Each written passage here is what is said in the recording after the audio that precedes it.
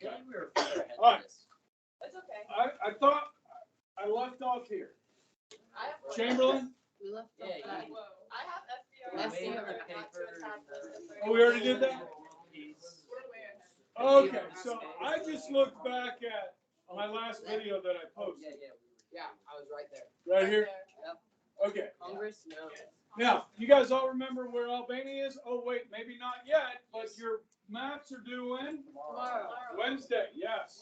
Wednesday. Didn't I say Wednesday? Yes, Wednesday sounds great. Yes, you Wednesday said sounds great. Wednesday sounds great. Wednesday's fine. Wednesday, huh? Yeah, Wednesday. Yes, Wednesday. So, but that's in class. You're gonna turn those in class on Wednesday. Yes. Yes? Yes. Those are not optional. You understand? Yes. Did you lose your map, Ella? When's the quiz? After I grade them and hand them back and tell you when the quiz is. I'll get them done. You guys you did a lot of grading over the break. Albania's number Yes. 26. Kayana. Albania's number 26. Capitals and countries of Europe, states and capitals of the United States, plus bodies of water in the Europe side. Oh, bodies. Are those going to be included on the quiz? The quiz will not have bodies of water, though you may want them. How many points is this worth? This is worth 25. And the quiz And is there's fun. 200 things. So Yes. So for everything you mislabel or fail to label is -1. Deal with it. Deal with it, Latham. That doesn't make sense. It's my sense. Yes, master. Master Ebright to you. Yes. Herzegovina. That's one country. It has one capital. Sarajevo. Do we have to write? Oh, I have a question. Herzegovina. Lily's already done. Do we have to write all that? Right now. What is 42? What's 42? Phoenix. Ankara, Turkey. Yeah. They're the same. 5 and 42 are the same. Oh. Oh, I thought that I was thought it was straight. three. There is a strait there, but right across from the heel of Italy is Albania. Yes? Yes. Okay. Now, Lily, our church has missions there in Albania and Macedonia. Are you gonna go? Yes. We're planting churches there. Evangelical Presbyterian churches. Okay? In Albania and Macedonia. Okay? Now, Italy is going to invade Albania. That will take place on April 7th, 1939. Guys, we are getting really close to World War here. Okay? To this point, let's review. Austria, okay, the Anschluss, okay, the Sudetenland, and then they took the rest of Czechoslovakia 6 months later. Yes? Yes. Now, Italy invades Albania. They've invaded Ethiopia, and Japan has invaded China. Caught up? Now, FDR sends a letter to Adolf Hitler. In this letter, he names 31 countries that he asks Hitler not to invade for 10 years.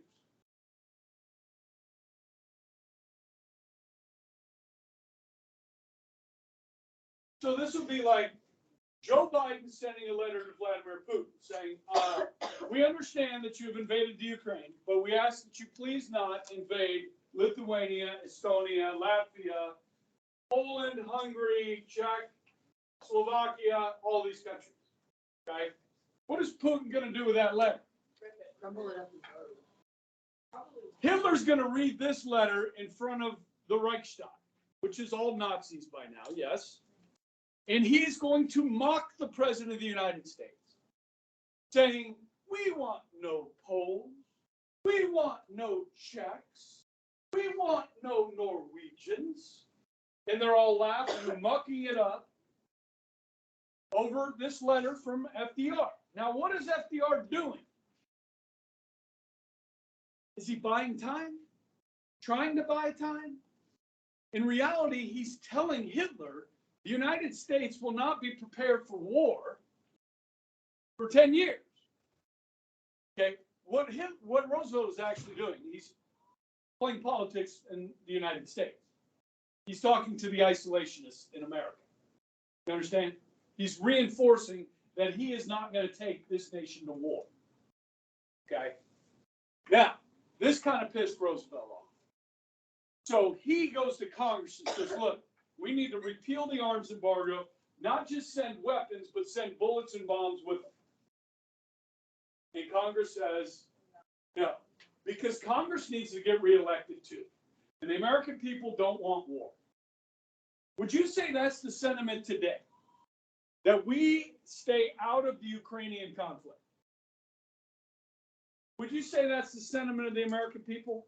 Majority? Stay out of it. I think the majority is there. I agree. They don't want to get involved. And I think Biden is listening to that. I think members of Congress are listening to that. Now, some Republicans aren't. Okay?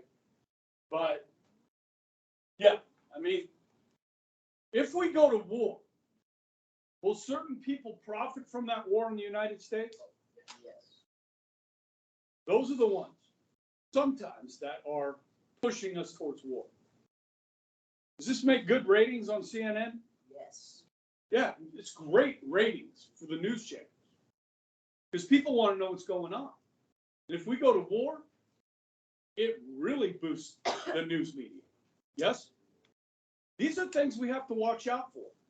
Okay? I mean, I sound like a peacenik right now, don't I? But listen, Dwight Eisenhower, who was our president after World War II from 1952 to 1960, Dwight Eisenhower, upon leaving office in his farewell address, Dwight Eisenhower warned the American people about the military-industrial complex in the United States, that these people will look for a reason to go to war so that they can make fat profits building the war machine. Okay? And I think, after Iraq, especially in 2003, everybody needs to check themselves and say, wait a second. We need to make sure, if we're going to go to war, that we're going for the just cause. Now, it is a just cause to help support the Ukrainian people and defend a nation that did not attack another nation, that was invaded by a foreign power. There were decades during the last 100 years that we would have gone to war over that.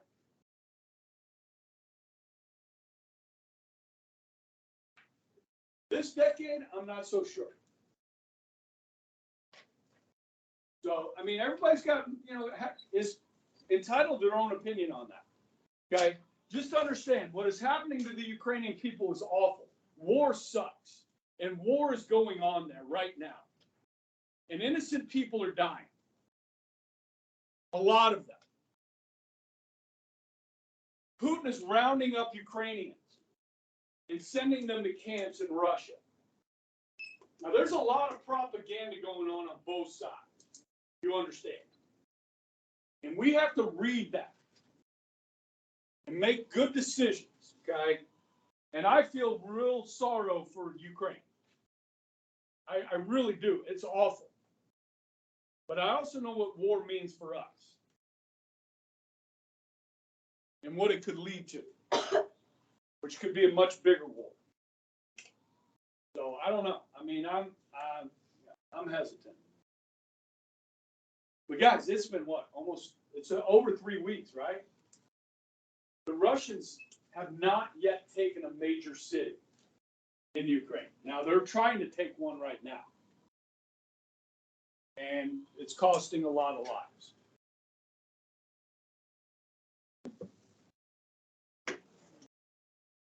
Just checking in on Japan again, which we need to do from time to time. Okay, so we end our commercial treaty with Japan. Now, guys, again, these are just kind of words. We're not going to stop trading with them, but by ending the commercial treaty, it allows us to stop trading with them when we're ready to stop trading with them. But at this point, we're not stopping trade with Japan.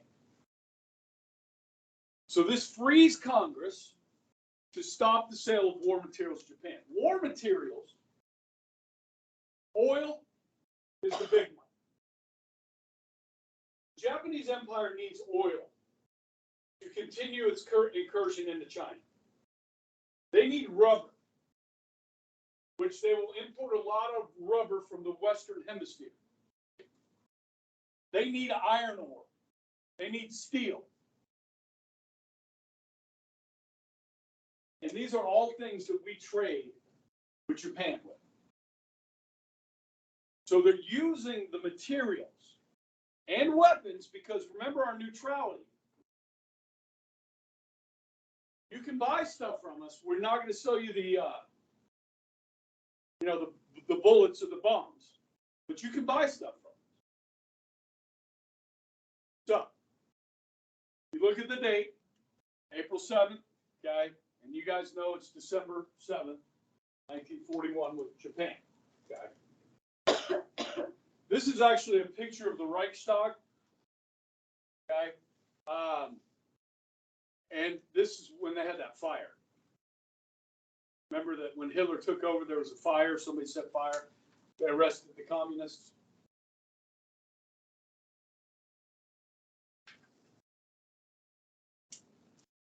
Okay? All right, about to start. Next slide. Ready? No? Okay. Don't worry about that. It's on here. Okay. All right. Then the world is surprised, shocked by a pact between the Soviet Union and Germany.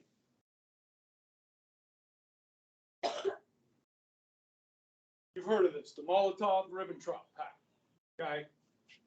Now, Hitler has been saying from the very beginning that they wanted living space, Lebensraum, in Germany or in Russia, that they needed more room for the German people, and they would get that room in the East, Russia. He has damned the communists from day one. And now he's signing a non-aggression pact with them. So you can see the world is kind of caught off guard by this. That the Russians and the Germans would go into a pact together like this. What the world doesn't know is that there's a secret part to this pact. The part that everybody learns about is just a non-aggression pact saying that they would not attack each other. The secret part was that they were going to split Poland and divide it.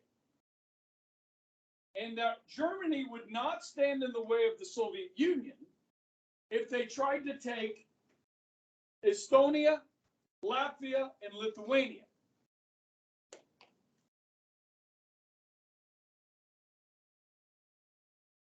In the picture to the bottom right here, you've got Uncle Joe, Stalin. Now, Hitler is not here. Those two will not be in the same room together ever. Stalin and Hitler. Okay, so this is the Soviet Foreign Minister, Molotov, here, signing the German-Soviet non-aggression pact. And this is General Ribbentrop, the German army, that is there to sign it as well. August 23rd, 1939.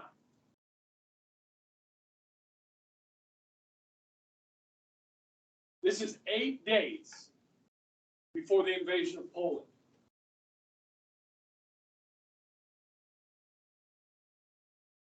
Now, from the map here on the bottom left, Molotov, the Ribbentrop-Molotov line is here. Okay, so the Germans, they make an agreement that this part be under German control, this part will be under Soviet control. Now, you can see in the north here, they're very they butt up against each other. Okay? In reality, what's going to end up happening is it's going to look more like right down the middle here. I've got a little story to tell you on that.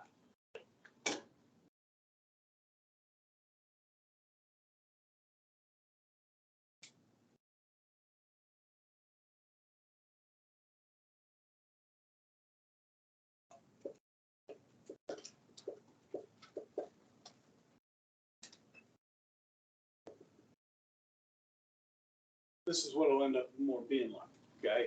So this is going to be September 1st.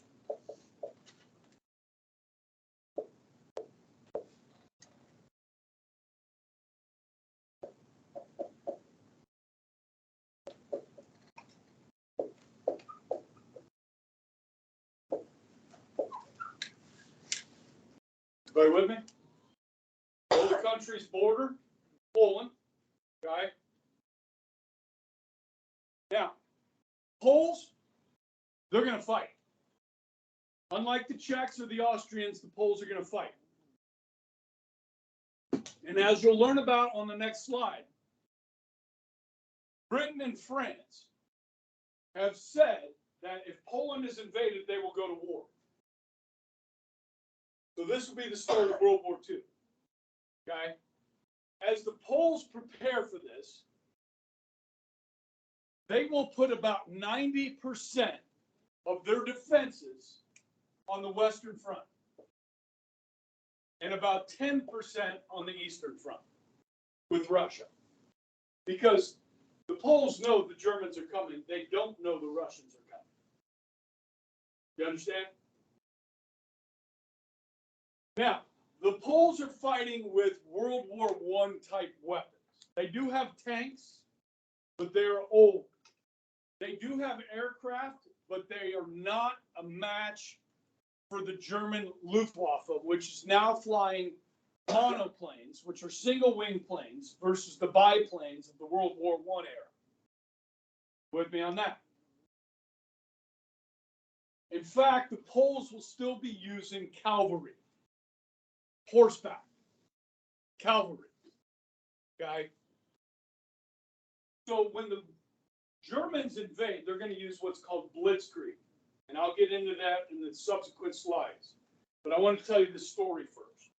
So as the Poles fight along this border, they're going to be overwhelmed. Okay?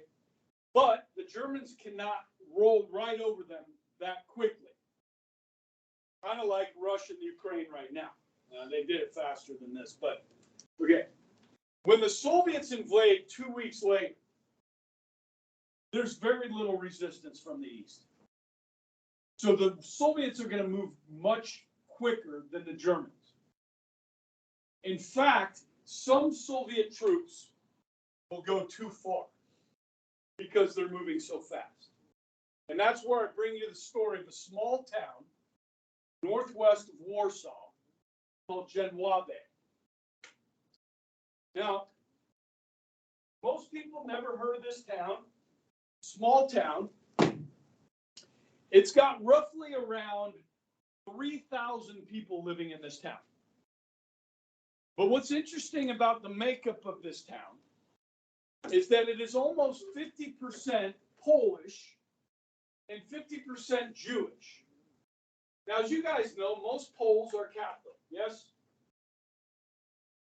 Now, if you were Jewish living in Poland in 1939, late 1939, do you think you were aware of the mistreatment of Jews in Germany? Yeah, you're aware of that. And so with the threat of the Germans invading your country, does this put Jews on extreme edge? Absolutely. So about 1,500 Jews, 1,500 Poles. As the Russian army comes into this town, the Jews in this town are extremely relieved that it's not the Nazis, but the communists. And so the Jews in this town, they're like, this is good. Let's see if we can help these Russians while they're here, like, make them feel comfortable. Now, to the Poles in this town, they're like, why are these Jews being so nice to these communists that just invaded our country? Like, what's up with this? And they start to become weary of these Jews and the fact that they're trying to, give comfort to the enemy. Then the Russian troops realize they've gone too far, and they leave. A couple days later, the German infantry rolls into this town. Now, guys, as you learn about the Holocaust, the German infantry did not deal with the Jewish problem. The German infantry's job was to destroy enemy forces, enemy army. Okay? So as they roll into this town, they meet no resistance. Okay? But the Poles in this town are like, okay, well, we want these Nazis to treat us good, so let's give them comfort. Let's make sure that, they don't hurt us, and we'll just make sure they have whatever they need. And so these German troops are greeted in this town with open arms. And one way to please the Nazis would be to tell the Nazis where the Jews are. Because the Nazis hate the Jews. They've all heard it. This is war. People are scared for their livelihood, for their families, for their property. They're afraid what's going to happen. So they're doing whatever they can to ease that. Now, some of these Poles in this town started attacking Jews, thinking, hey, it's open season on Jews. And some were actually murdered. And the Jews at this point are freaking out. So some of them start running, fleeing the town, running into the woods. The town leaders went to the German army and said, look, do you want us to get these Jews for you? And the German infantry is like, no, that's not our job. Just go away. We'll tell you what we need.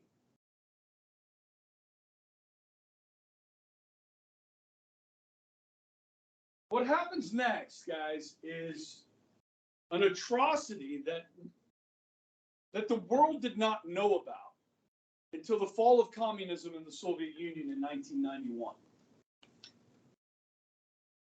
Because, guys, after the war, remember, okay, so Germany's going to take over Poland. They're going to invade Russia during the war, right? And then the Russians are going to counterattack and push the Germans all the way back. And after the war, the Red Army is going to stay in Poland for 40 years. 40 years. They're going to stay in Hungary. They're going to stay in Romania. They're going to stay in Czechoslovakia. They're going to stay in Latvia, Lithuania, Estonia for 40 years. East Germany for 40 years. You understand? So they went from Nazi rule for a short time to communist rule.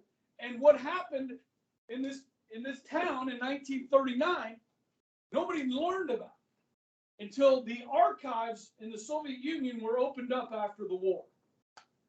And researchers went into the archives, and they found this story.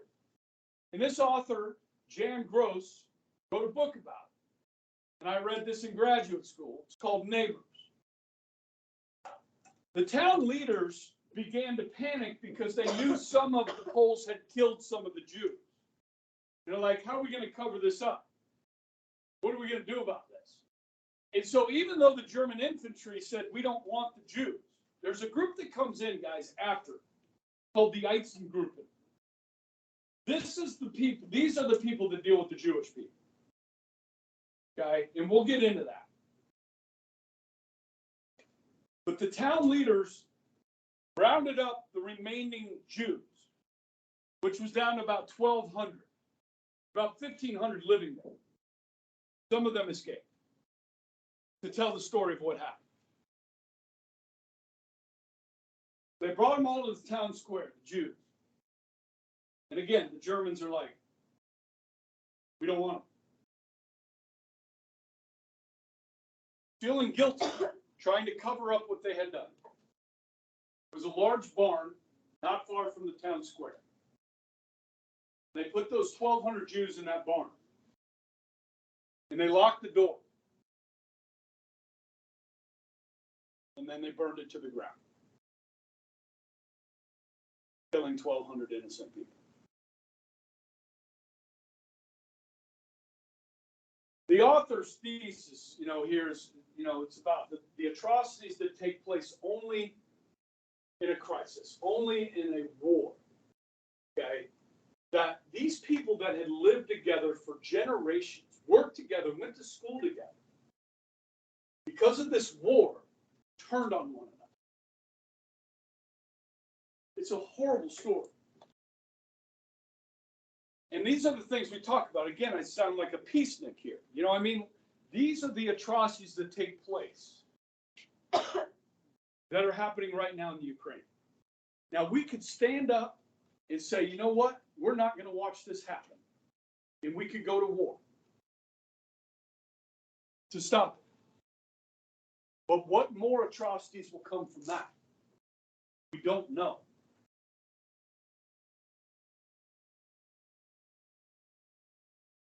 So, that's the story of the people, the Jewish community at Jedwabe, Poland.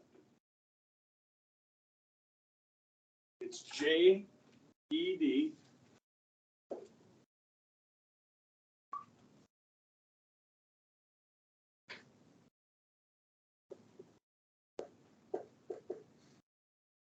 The Soviets put the people on trial that did this and convicted them of murder. They just never told anybody about it. So the transcripts from the trial, the Soviets held these people accountable. So, we give some props to them on that. Okay? After the war. Okay? All right. So it goes from bad to worse here, guys. Okay?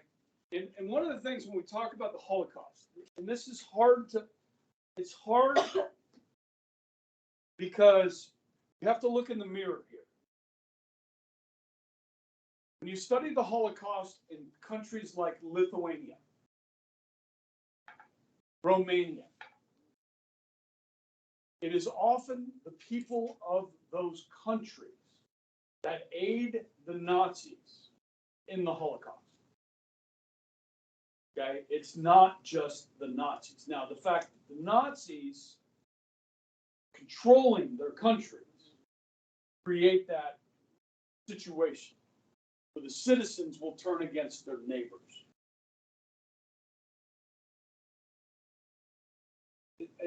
On a much smaller scale in the United States with the Japanese Americans during World War II here, putting them in camps. Yes? Okay. We didn't kill them. Okay. But we took away their civil liberties. And people, many of them lost, their homes, their businesses, their livelihoods, and so forth. Plus the shame of all of it. Okay. There's a lot of stuff out there, guys, on the Holocaust, and I've watched some of these documentaries, and it's hard to fathom that human beings can stoop to such depths. But we are certainly capable of being evil. Okay, here we go. September 1st, 1939, Poland bolstered by Britain and France. Now, Britain and France didn't send troops into Poland ahead of time. So the Poles are on their own. So 2 days later, on September 3rd, Britain and France declare war. Chamberlain's appeasement doesn't work. Soon, the British people will hold parliamentary elections, and they will elect Winston Churchill as the prime minister. Churchill has been warning about Hitler since 1933. He's been the loudest voice in the British Parliament. And so when what came to pass, what Churchill had predicted, they chose Churchill to lead the nation. On the 17th, as I mentioned, Stalin will invade from the east. Within 2 weeks of that, so by the end of September, Poland will be divided. So it takes about a month. This is a pretty big country, Poland, okay? And that's where the blitzkrieg comes in. The U.S. reacts. After much debate in Congress, we repealed the arms embargo. And so now we will send both weapons and munitions to our friends. Time we get out? So let's talk about blitzkrieg a little bit. I've got some pretty good pictures here that I want to talk about in this slide and on the next slide, okay? And I have a definition on the next slide and everything else. But while I've got this slide up, let's talk about it. These planes right here are part of the German Luftwaffe. You can see the flying cross here, which is the German flying cross. So it's the best way to identify aircraft. My dad was a pilot in Korea, and so and then he also flew commercial airlines. And so he was always really good at being able to look up at a plane in the sky and tell you exactly what that model was. You know what I mean? 727, 737, DC-9. Did any of you guys see Doc the other day? Yeah.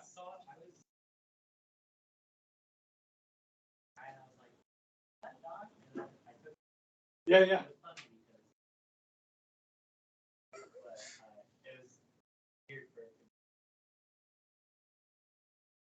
Yeah. I saw it. I was on 235 coming to Carroll, up north, and it's very distinct, you know, and it sounds different. World War II aircraft, and you'll see them in our skies occasionally. You'll hear it. I can hear it, and I'm like, that is not a normal airplane. That's a World War II airplane. And yeah, I mean, we get a B-25 every now and then comes into town, B-17s. It's always fascinating. But anyhow, this is a Stuka dive bomber. Okay, I'm going to be talking a lot about this aircraft. Okay, this is as a dive bomber. These are very effective weapons of war at taking out enemy tanks, enemy artillery positions. Okay, so this plane goes right along with the infantry, in front of the infantry. The infantry is your troops, your ground troops. Okay, this is going to open the door for them. Okay, speaking of ground troops, the Germans will develop some really good tanks during World War II, starting with the Panzer I, the Panzer II, moving on to the Tiger tank, these are behemoths, and they're fast, and they have strong armor, and they carry a punch, right? When I say fast, this is a big part of it, the speed of the invasion. So here you have a column of German tanks. Mixed in here also are armored troop carriers and just basic trucks that carry troops, okay? Over here you see a column of motorcycles. The Germans were good at building motorcycles, and they built these with sidecars. I have a better picture on the next slide, but this is a column of them, and each one can carry 3 men. Person driving, there's a sidecar, and there's a troop that can stand on the back of these. So each one carrying 3 troops, up to 3 troops, okay? This is a very fast-moving army. So let me go to the next slide and show you some more of this War Machine. Now this is the Junkers, you can see here. Yeah, you got the motorcycle sidecar with the guy on the back. Okay. This is the large German bomber. This is their biggest bomber. It's not very big in comparison to the other Allied bombers. I'll show you in a second. It's an armored troop carrier, okay, and then I believe that's a Panzer. Now, when I was at the World War II Museum in Nolens a couple of years ago, sorry, I'm gonna turn the lights on. I picked up this tank poster. Okay. Now, the most popular American tank, or the most manufactured American tank, is the Sherman down here. Okay. And after watching some good tank videos, the Sherman, one-on-one with a German Panzer or German Tiger, no chance. Now, if you had 5 Sherman tanks and 1 German tank, you had a fighting chance. So we mass-produced these babies. I mean, and we gave a ton to the British. The British were driving Sherman tanks, okay? And we'll talk about the first major tank battle between the U.S. and the Germans at Supermarine Pass. It's a bloodbath. We were going to get destroyed, okay? But then, you know, we start making adjustments. Here's a Panzer II, okay? Panzer I, and then the Tiger, this is a Panther. The Tiger tank, you see it?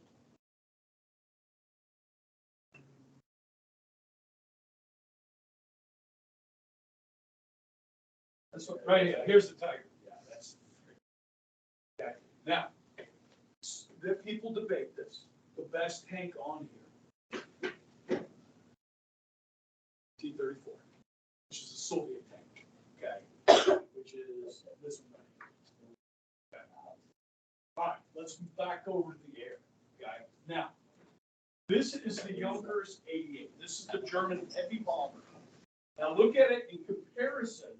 This is the Doc, the B-29. These are to scale. Okay.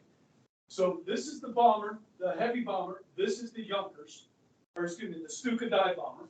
Okay, which is a pretty big plane. This is a fighter. Okay, the German fighter. They had variations of the Messerschmitt. They have the Messerschmitt Me-109, the 110, and so forth. Okay, so these three are the three main German aircraft. Okay, now in comparison, this is a B-24. This is American. This is the B-17, which we produce some. This is B-17 here as well, and then the B-25, which is right here. So here, here, and here, and here are the American bombers. Now, this B-29 didn't come online until the end of the war, until 1944, and we mostly just flew these in the Pacific. This is the plane that dropped the atomic bomb. Okay, this is the only aircraft on this poster that is pressurized. So you can go on a B-29 at 30,000 feet in t-shirt shorts. These other ones, you're going to have big, heavy suits on with that, like a heated blanket, okay, bulky, and you're going to have oxygen masks. Above 10,000 feet, you got to have oxygen masks, okay, and it's cold, you understand. These were nice, all right? But what we found out when we were flying over Japan at high altitude, trade winds over Japan are so fast that if you're going into the wind, you almost stall out. And if you're going with the wind, you're going so fast you can't hit your targets. So they scrapped high-level bombing in the Pacific after a while and went to 10,000 feet, low-level bombing. Okay. Which was a smart strategic move. Okay. So we're going to focus on these three aircraft with Blitzkrieg. Okay. We'll talk also about the British Lancaster later on and some of the Japanese aircraft. Okay. But focus with these three, and of course we will talk a lot about the one in the top left-hand corner. Not that one. Where you at? Spitfire. Right. No, it's going to be on here. Right here. Which is this plane. It's British. It it may be the best plane on this book. Is the British Supermarine Spitfire. Okay, what's that? The colors, is that on the planes to identify countries? Yes. So that target, which what you want to do is paint a target on your plane, right? Yeah. Great. 35. Okay. So guys, I'll get into exactly how this kind of functions, this blitzkrieg, and how devastating it is. Okay. Tomorrow we'll pick up from there.